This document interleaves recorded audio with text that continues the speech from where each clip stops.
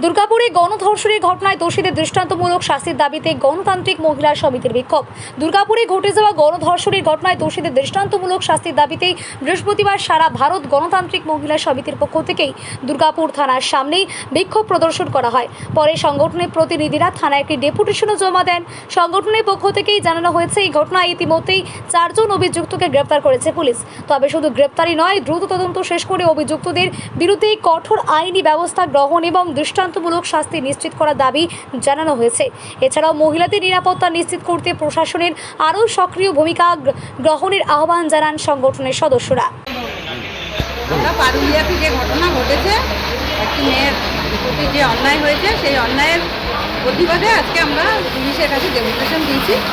উনি বলেছেন যে আপনারা যে কথাগুলো বলেছেন নিশ্চয়ই সেগুলো তো আমরা করবই।